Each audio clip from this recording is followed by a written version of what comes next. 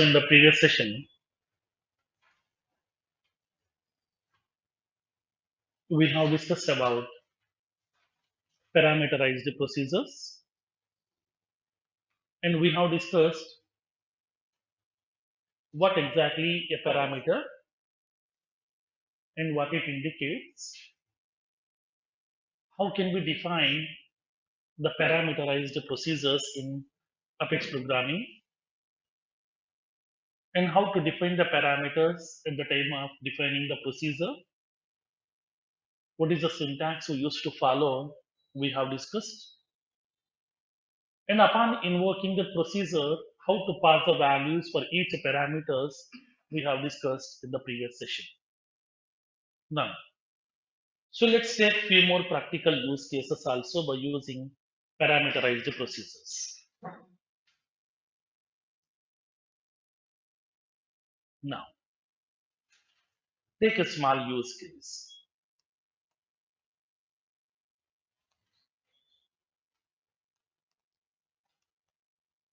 Write an Apex program to define various procedures to perform the operations on string values. I want to perform the operations on various string values. So as of now, we have discussed one use case on parameterized procedure where we have supplied all the values as input in the form of integer type. Only numerical type of values we have supplied as input. Let's see how to pass string data type values as input. We'll see with the practical. And then we'll see the combination of both. How to pass the different types of values, we'll see one by one.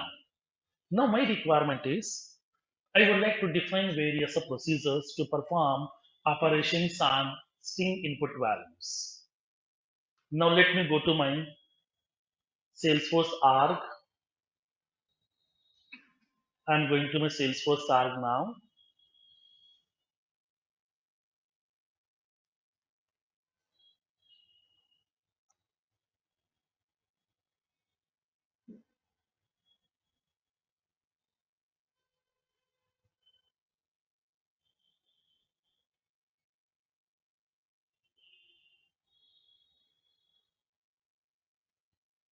I'm going to the developer console.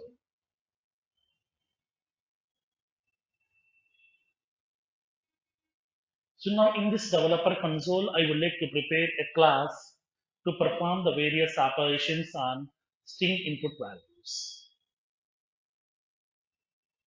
Then how can we do that? Let's see. I'm creating a new Apex class. Click on the file menu, select that new menu item, select the menu item as Apex class. I'm creating an Apex class with the name string operations helper.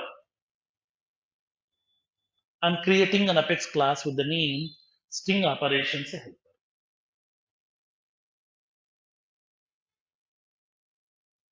Now, I would like to prepare the procedure. So now, first of all, I want to create a procedure which will take two string input values and then those two input values it has to concatenate. Concatenating means what? Appending. That means side by side. So I want to create a method which will take two input values at runtime. Those input values it has to concatenate. Now let's see how can we prepare the method. Public void concatenate. Okay, concatenate. I'm passing two string input values. String str1 first string str2. That means I'm passing two parameters of type string. Both will be of type string. Now I would like to concatenate. Once the concatenation has been done, I would like to represent the result. Generally, how can we concatenate str1 plus str2? Whenever we are using this plus symbol, Now it will check if any one of these operand is of type string, it will do what? Concatenation. If both are of type numerical, then addition. Okay, that already we know. So now here we are passing both will be of type string, it will do concatenation over here. Now I would like to represent this value. System.debug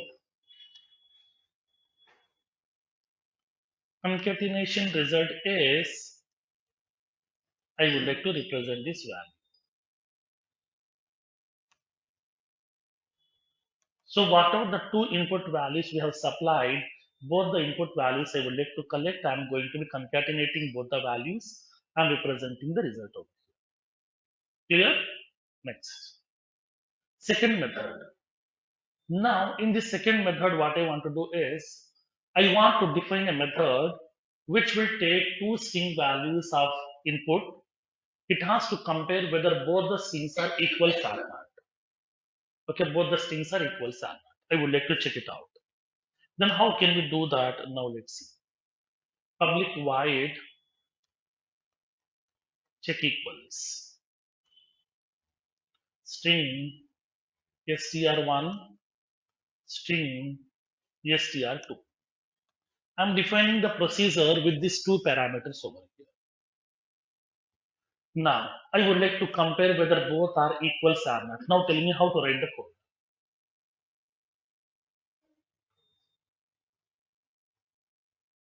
Tell me the complete code, how to write.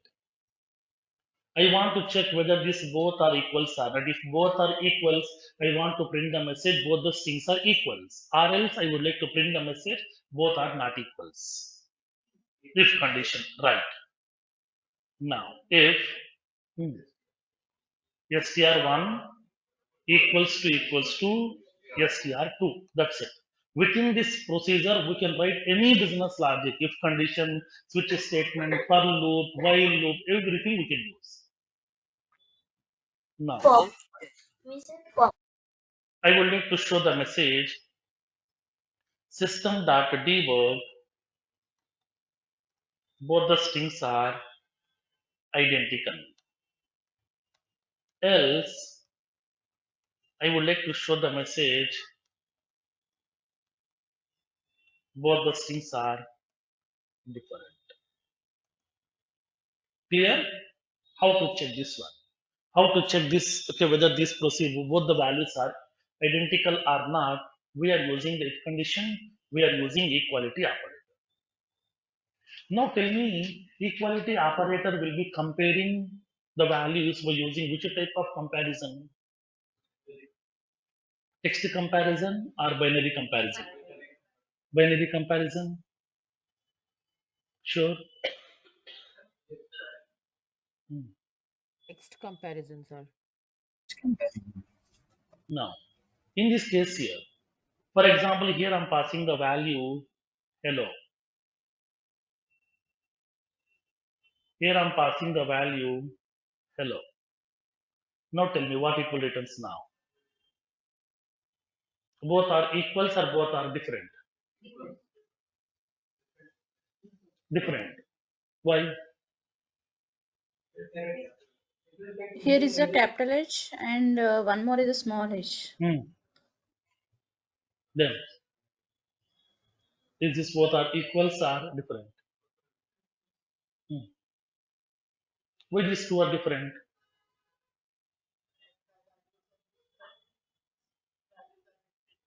Okay. Hmm. Then here we are using small h. Here we are using capital H. Then capital H, small h, both are different. In what kind of comparison?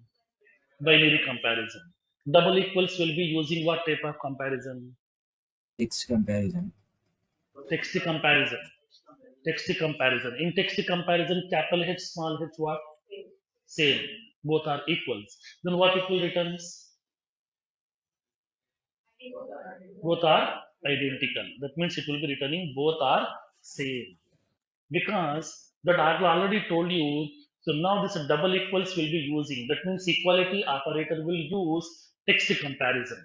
In text comparison, simply it will compare character by character, but it won't consider the case of the character. Is it uppercase, lowercase? It won't bother about that. Now, equals method. Now, I want to prepare one more method now, where I want to use binary comparison. How to use this? Public void check equals with a case. I'm passing string str1, string str2.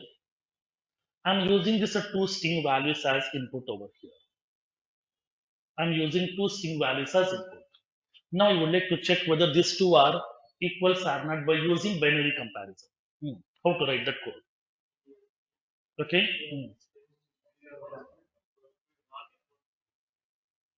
str1. How to write?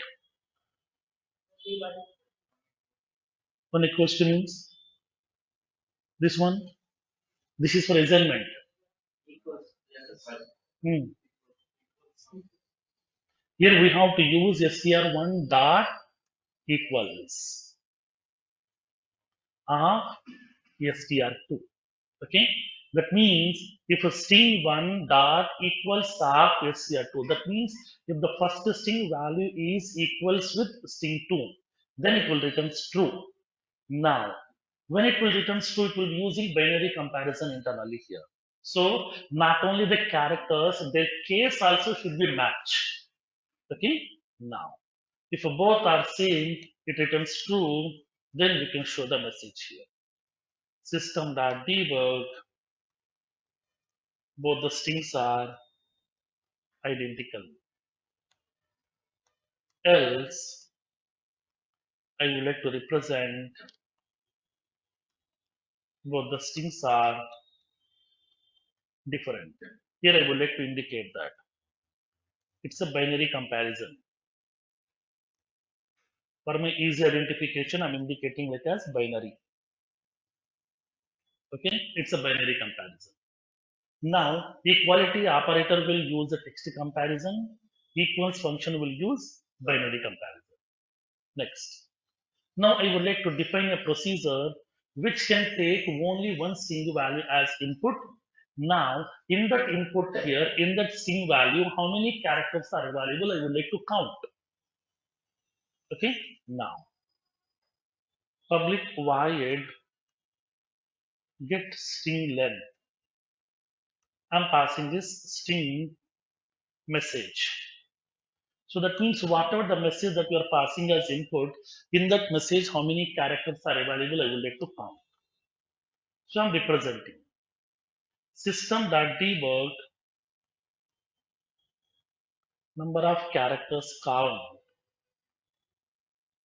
I would like to show message dot get length.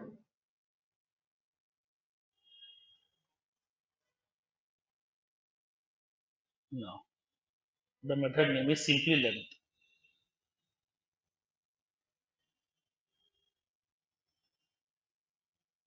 Okay, length method. Length is a built-in method which has been given by Salesforce in string class. So now this is a string value. In this string value, it will be comparing that, it will be counting that how many number of characters are available. The length method is used to count how many number of characters are available inside that string. So that here we are using length method. These are the various methods which we have prepared as part of this string operations helper class. Now, so now tell me, once some methods has been prepared, how to call this method now? Creating object of the class. So we need to go to the execute anonymous window. From this execute anonymous window, create the object of the class. What is my class name here? String operations helper. Now, my class name is string operations helper. Some yes helper equals to new string operations helper. I'm creating the object of the class. I would like to access each and every method. How to access the method? By using Yes, helper dot. What is the method name? Concatenate. Here we need to pass two string values like welcome India. I'm passing these two string values. Both the values will be getting concatenated. That means appended side by side. This is how we need to invoke. Now, so now tell me in this case here. In order to call the suffix class method, do we need to create the object? Is it really required? Or do we have any other chances or any other sources through which we can call the method without creating the object?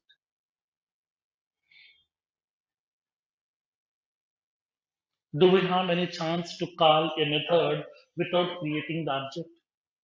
For example, we are going to be using system.debug. System is what? Class. Debug is what? Method. How we are calling class name dot method. Now, have we created any object of system class? No. And then we are using system dot today. System is what? Class. Today is what? Method. How we are calling class name dot method. And then we are using math dot mod. Math is what? Class. Mod is what? Function. How we are calling class name dot method. We are using date dot new instance. Date is what? Class. New instance is what? Method. How we are calling class name dot method. I would like to use date time. Date time dot new instance. Date time is what? Class. New instance is what? Method. How we are calling class name that method name. That means there are some possibilities where without creating the object of the class also we can call the methods. Just by using class name that method name. How? How it is possible here? No. Of course, this may be Static. three different methods. Can we create the method also like this? Our own. Yes. Then how to call this one? How to define this? Using static keyword. No. Right. So now here in this case, how can we define? Now generally if I'm creating the object of the class, then for this object Salesforce is allocating the memory, right? Yes. So now if I'm not creating the object, then will the memory will be reserved? No. So without allocating the memory, by saving the memory, I want to execute my methods. In this case, whenever if you want to call your methods just by using class name dot method name without creating the object of the class, then we have to define the method as static. We have to define the method as static method. But as of now, whatever the methods we have defined, those are non-static methods, which can be accessible by using object of the class. Now I want to access the methods by using class name dot method. So just you can define the method as static, public, static. That's it. Define the method as static method. So static methods doesn't require any object creation. Directly we can call this a method by using class name dot object name. Okay, understood the concept here? Upon defining the procedure, define them as static procedure. Now observe what will happen. How to access this method by using class name dot method name. Now let's go to the execute anonymous window. Here I want to call this method. My class name is what? String operations helper. Now let's specify string operations helper dot. Then what happened in this case? These are all are what? Methods. Who created these methods? Who created these methods? Salesforce. Hmm. Just now we have prepared these methods. In this string operations helper class, these are the methods which we have prepared just now. These method names are populating over here. So you no need to remember the method names. Whenever we are specifying class name dot, whatever the methods we have prepared, the method names will be populating automatically by default in the form of IntelliSense. If it is a non-static methods, it won't represent anything. Compulsorily, we have to prepare object of the class. We need to call them by using object name dot procedure name. But here, we no need to create the object of the class because we have defined the methods as static. So static methods won't require any object creation. Directly, we can access them with the help of class name dot method. Now I would like to call this method. Now I would like to use concatenate method. I'm indicating the first string value like as welcome. I'm giving as India. Next. String operations helper dot. I want to indicate check equals with a case. I want to pass the value here. Now I'm indicating the value Bangalore. Bangalore. String operations helper dot get string length. I would like to indicate the message welcome to parameterized procedures. Parameterized static procedures. I'm giving some message over here. Now, in this case, I would like to call this a method also. I'm calling this a method check equals. Okay, check equals method. So now here how we are invoking these methods by using class name dot method name. So we no need to create the object of the class directly. We can call them by using class name dot method name. This is the difference between static methods and non-static methods. Static methods doesn't require object creation. Directly we can access them by using class name dot method name. Non-static methods are also called as instance methods, which requires instance of the class. Instance of the class means object of the class. We require object, through the object only we can access those methods. Okay, but in the real time, okay, 80% of the procedures which we are going to create are type static. Okay, majority of the business logic we are writing inside the static methods. Now, so now let me execute this piece of code. Front building.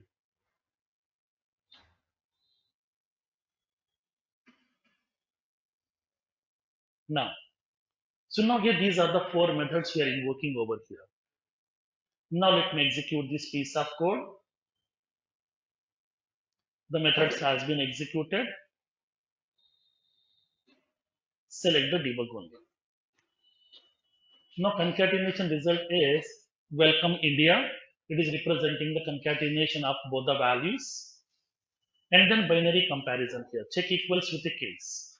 Now here we are using Bangalore, Bangalore. Here B is capital, here B is small. We are using the binary comparison. In binary comparison, capital B, small b, both are different. So both the strings are different. Now let's see.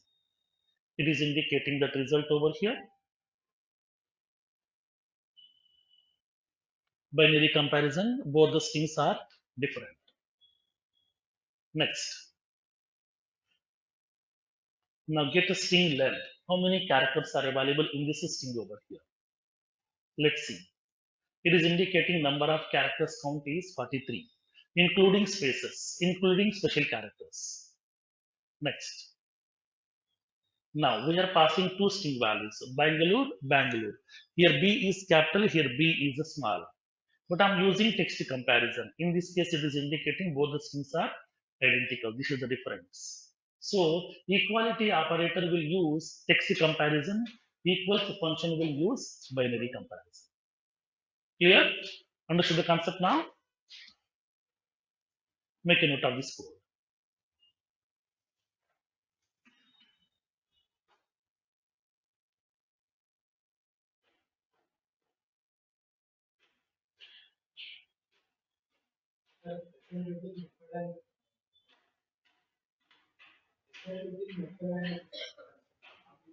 Method is different, constructor is different. Because constructors will be executing whenever we are creating the object of the class. Methods we need to invoke either by using the object or by using class name that method name also. That means method we need to invoke manually, but constructor we no need to invoke manually. Those will be executing upon creating the object of the class. Okay.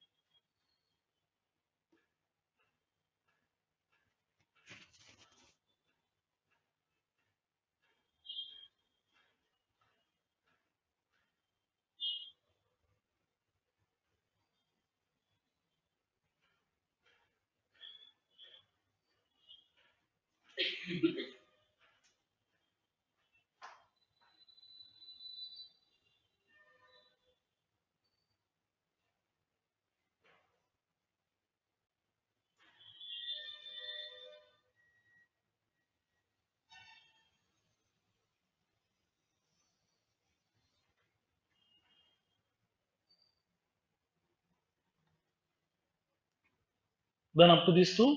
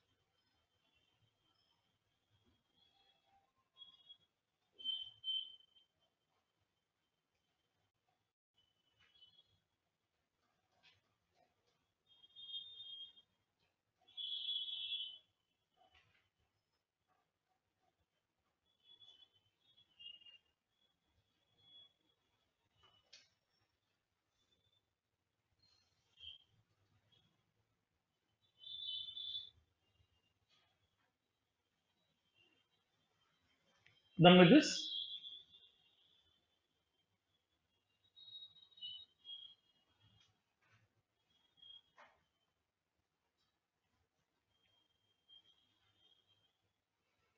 Done everyone?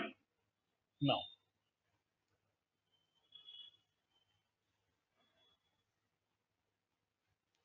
invoking these procedures. Just by using class name dot method name.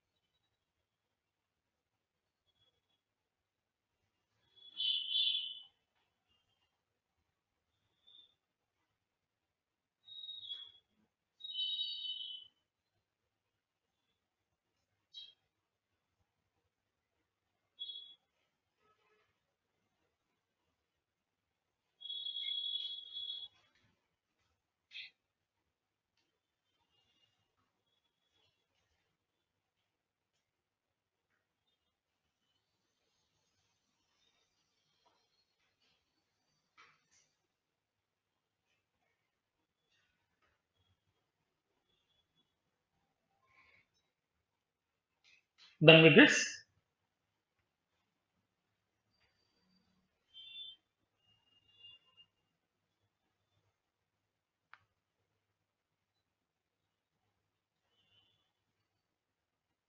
Done everyone?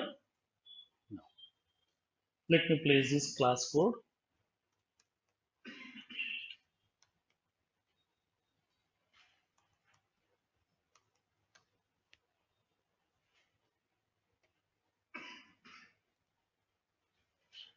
Parameterized procedures are very, very important. That's what I'm giving multiple use cases to you.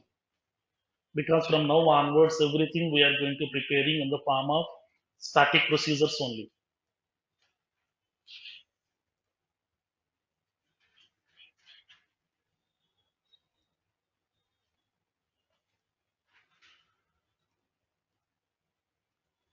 Clear up to this one? Next. Take one more use case now.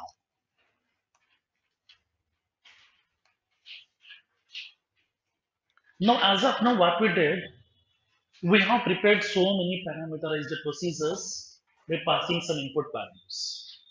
In the previous use case, we have supplied the values of type integer. Now, in the current use case, we have supplied the values of type string. Now, instead of passing only one type of parameter, can we pass different types of parameters? Yes. How? Let me show you here. Now, my requirement is I want to define a procedure.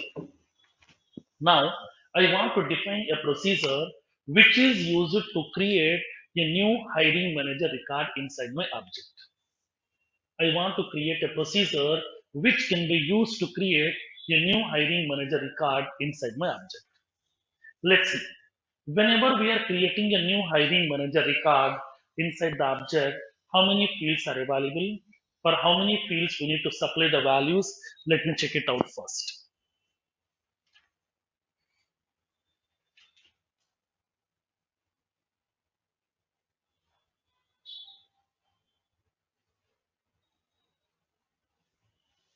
Now, I'm going to my hiring manager object now. Click on hiring managers. Click on new button. Upon creating a new hiring manager record, how many fields are available to whom we need to supply the values? We need to pass hiring manager name, location, designation, employment type, current is CTC, and then we have contact number, email ID. Totally, how many values we need to pass? 7 values. Now, hiring manager name is of type what? String. Location, string. Designation, string. Employment type, string. Current CTC, decimal. Okay, decimal. Contact number, string. Email ID, string. Total 7 values we need to pass. Out of this 7, 6 will be of type string, 1 will be of type decimal. So combination of different types of input values I would like to supply. Okay, then how can we do that? Now let's see. So now I would like to create a small use case. Make a note of this use case requirement.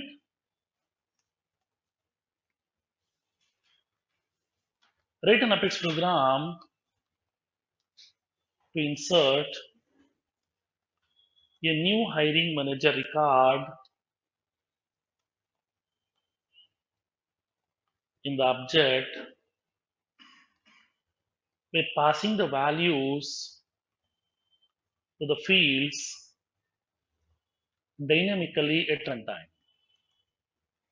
Dynamically at runtime, I would like to pass the values for the fields. Then how can we do that? Okay, now let's see with a practical use case.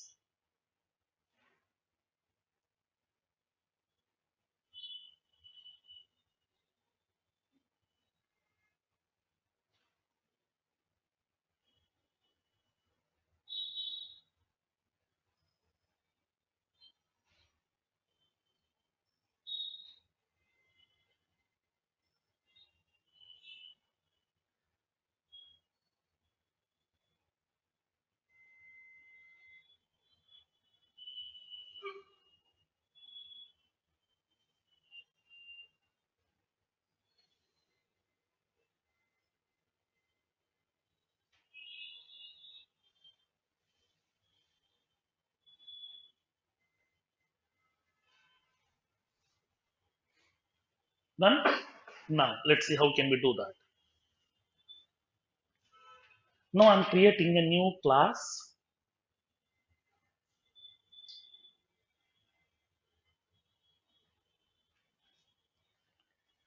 Hiring manager utility. I'm creating a class with the name hiring manager utility. I'm preparing a procedure. Public static void create new HR record. Create new HR record. Now tell me how many parameters we need to pass? 7 parameters. All the 7 will be of type string? No. 6 will be of type string, 1 will be of type decimal. Right. Now I'm passing the first parameter.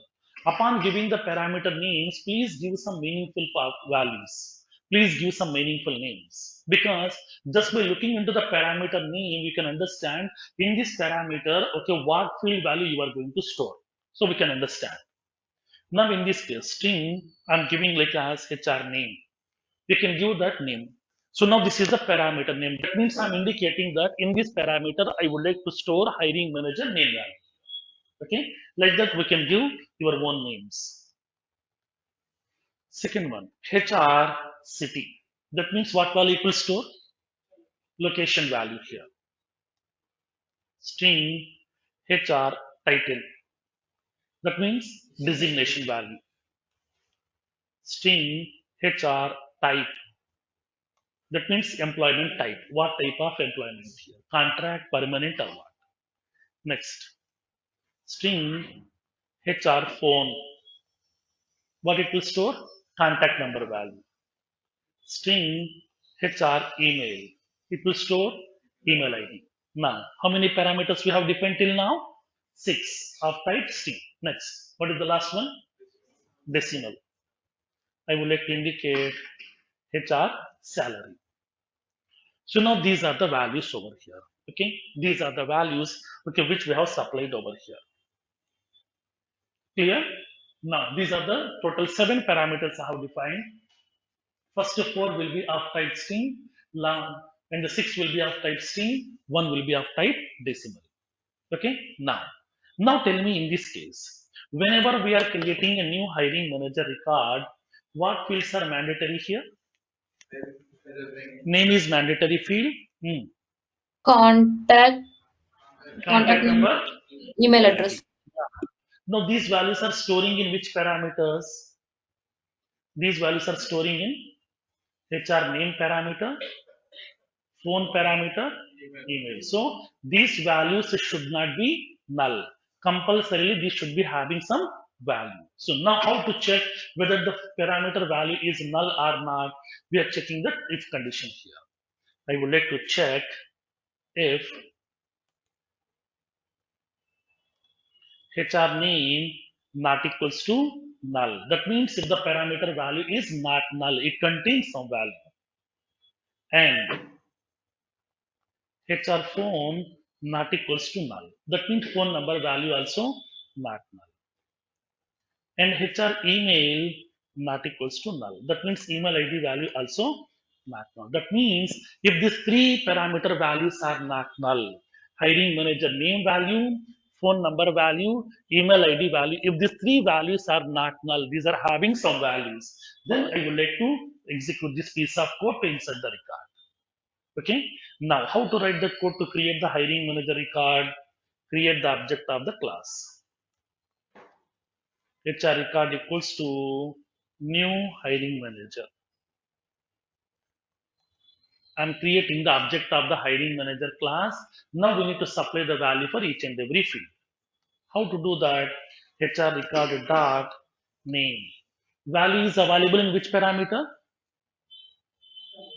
This value is coming from where?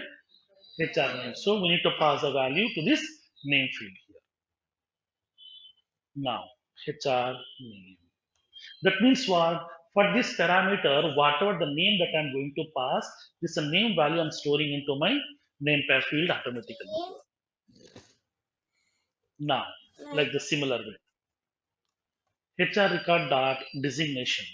Value is available in which parameter? HR title. Hiring manager record dot contact number. Value is available where? HR phone. HR record dot email address. Value is available where? HR email. HR record dot employment type. The value is available where? HR type. HR record dot location. Value is available where? HR city. HR record dot current cities. Value is available where? HR salary. That means whatever the values we have supplied to these parameters, these values we are passing to my fields over here. Once all the values are supplied, then we can able to insert the record as it is. Remaining story will be same. Insert HR record, then we can show the confirmation. If HR record dot ID not equals to null, then I would like to show the message system dot debug hiring manager record inserted successfully. Record ID I would like to represent HR record dot ID. That's it. Clear? Understood the concept now?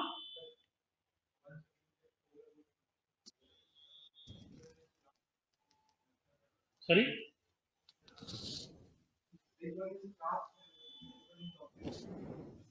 Which one is? Now, in this case, let's see. This is our class, right? Our custom class. Now, whenever if you want to create a hiring manager record, we have to create the object of the hiring manager class, right? For this one, we are passing the value. For each and every field previously, we have given the value. Name equals to, we are giving some name. Title equals to, we are giving some designation. But instead of giving this value by our own, we are passing the value to the parameters. These values we are passing to my respective fields over.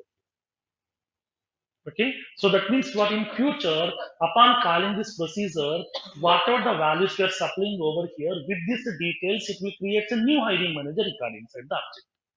Suppose if I'm passing different values, different record will be created. Previously, what happened? These values we have hard coded. So if you're calling this method 100 times, 100 records will be created with same details over there. That is the problem. For that one, we are making the things are dynamic over here. Okay, instead of hard coding these values are passing dynamically at runtime by using parameters. Okay, so now previously you have asked a question, sir, in Salesforce do we have any scanf kind of function which can read the values dynamically at runtime? This is one of the mechanism here. Okay, upon calling this procedure, pass the values for this, these values will be placing into your fields, it will insert the record automatically with these details. Okay, clear? Hmm. This is a data type. Data type means what? It's a built-in class, right? No. No, no. This is our class. In this class, we are writing the business logic to create a HR record. In order to create the record in the HR object, we need to create the object of hiring manager class. Okay. So previously we have written this business logic outside, but now we are writing within our class so that we can save this code permanently in my metadata repository. Okay. Hello, sir. Hello. Now, Hello, sir. let's see how can we invoke this business logic. Yes. Sir, could you please just once explain the if statement? So why are we writing if HR name not equal to Now, null? in this case here, whenever we are going to be creating a new hiring manager record, we need to invoke this method by using class name dot method name. Whenever we are calling this method, we need to pass a value for this fields. Suppose upon passing the values, okay, for the first parameter, if I'm passing the value null, then that means what? Empty. So now here in this case, when you go to the hiring manager object, while creating the record, name should be mandatory, contact number should be mandatory, email ID should be mandatory. These three fields are required fields, so please make sure that these three field values are not empty. This should be having some value. So that first of all, I'm checking the condition, HR name parameter value is not null, and phone number not null, and email ID not null. That means if these three values are not null, these are having some value, then only I would like to execute this piece of code to create a record inside it. Okay? Okay. Okay, sir. Got it, sir. Thank you, sir.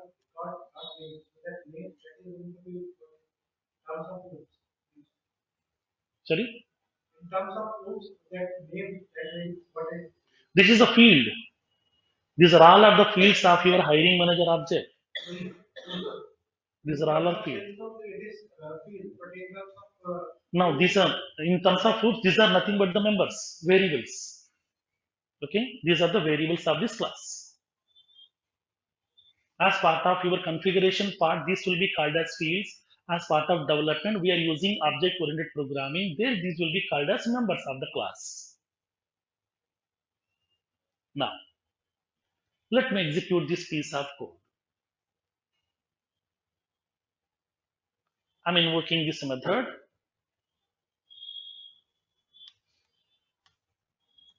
Call the method create new HR record. Now it is clearly indicating that your parameter names also, whatever the order we have in the same order pass the values. Now it is indicating HR name. HR name will be of type what? String. Now we are passing this. Now I would like to give a name over here.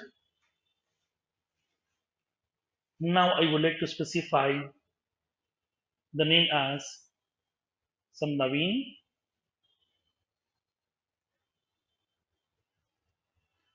Kumar. HR city value. I'm indicating as some Mumbai.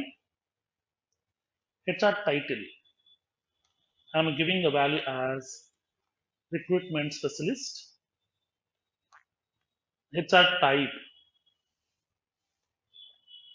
I'm giving the value permanent. Phone number value, I'm giving the value. Email ID, I'm giving this value here. Naveen@some gmail.com. HR salary is a decimal type directly we can pass. I'm giving like a 15 lakhs. That's it. I'm passing the values for the parameters. Suppose here with this one, whenever we are executing this piece of code, it will create a new record with these details. Click on execute.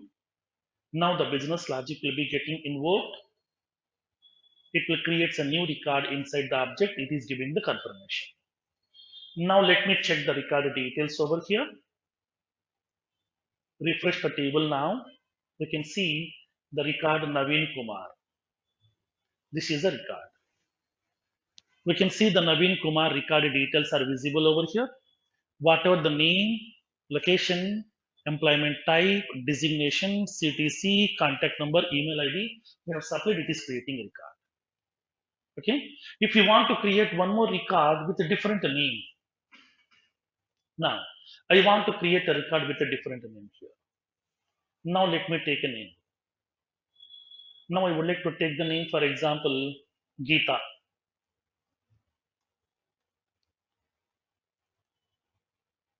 I'm giving the name some Geeta. Location I'm giving as Hyderabad.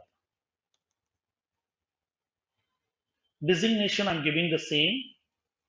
Now I'm giving that employment type as contract. Contact number I'm giving some value. Here I'm indicating geeta.t@gmail.com. Salary some 17 lakhs. Now this means this time what we are doing, I'm passing different values. If I'm passing different values, a new record will be created with the different values over there. Instead of having the same values for all the fields again and again and again, we can make it as dynamic. No need to make any changes in the code level. Upon passing the value, just you can pass new values whatever you want. Now click on execute. My request has been done. Let's go to your Salesforce object. Now open the record, that is Geeta T. This is the record which we have created now. We can see the record details. Name of the HR person, location, employment type, designation, CTC, contact number, email ID. With this details, create a record. If you want to create a new record, then pass different values, different record will be created. Okay, clear? This is how we can able to create the records inside your object through dynamically by passing the field names at runtime over here. Okay, now make a note of this code. So not only passing only one type of parameters, we can pass different types of parameters also for a procedure.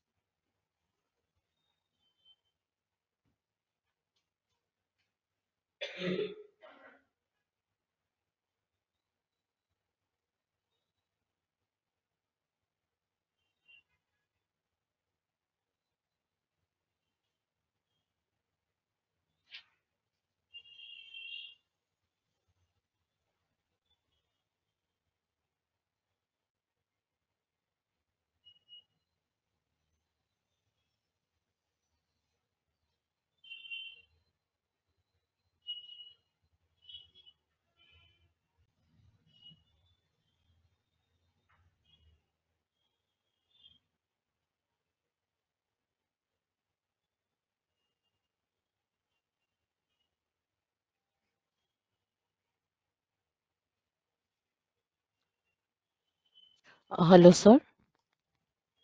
Yes. Sir, so this if statement will be compulsory for all scenarios, right? We have to Yes, check right. what are the mandatory fields and we have to write this statement Right, is right. mandatory. Because without that, we can't create the record. In that case, don't paste the DML statement. For that reason, we are going to be checking these values first. Okay, okay. And so one more doubt. In the execution window, we have assigned values and we have created one record. So what if we Mhm. have to create, say, for example, 5 records at a time without coming back and Now, changing the values? So can we write multiple mhm. times the statement? Yes, now multiple times you can able to write this piece of code with the different values. Or else, if you want to create the record with the same detail, then just you can write this code in for loop. 5 times it will be executing the same code with the same details. 5 records will create.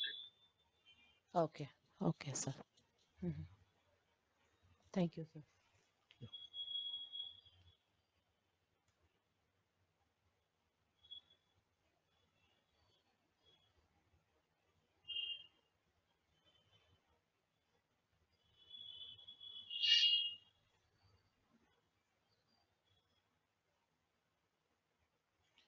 Then up to this part,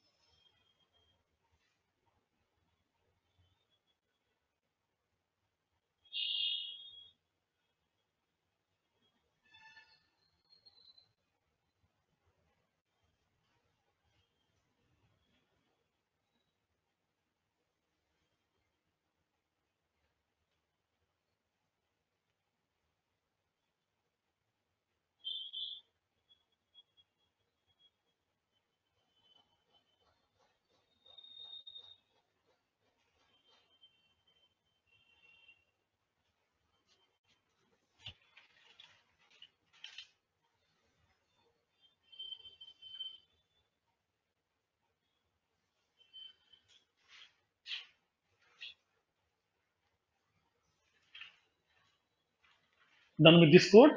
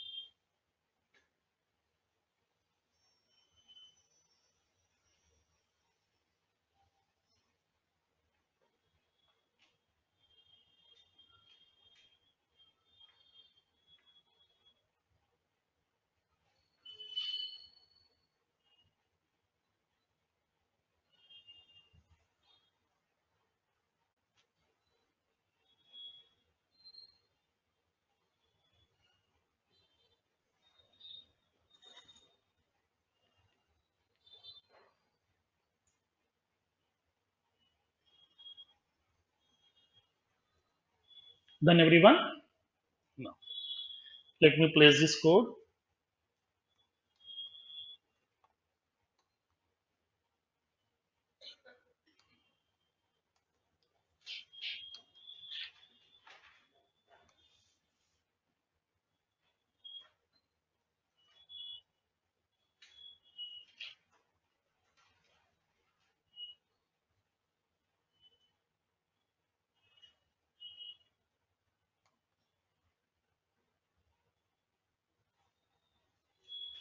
Next.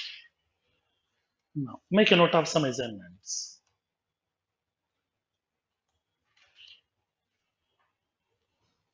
First one. Write an Apex program to insert a new lead record inside the object. New lead record inside the object by passing the values to the fields at runtime. Whatever the way we have supplied the values for our hiring manager, similar fashion we need to pass the values for your lead object fields. Second one. Write an Apex program to insert an account record inside the object by passing the field values dynamically at runtime.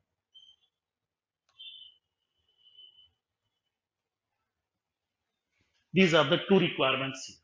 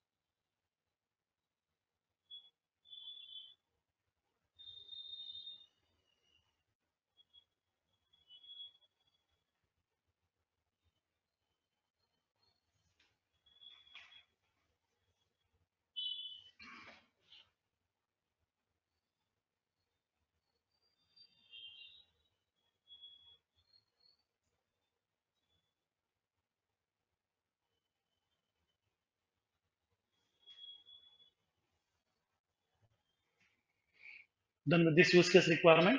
Now, so work on these two use cases today. Tomorrow we'll see the concept of functions. What exactly a function, how to prepare, we'll see. As of now, we have discussed procedures with the parameters, without parameters. Tomorrow we'll see how to prepare functions. Okay, we'll see that so that we can complete this subprograms concept. Then we will enter into the concept of SOQL queries.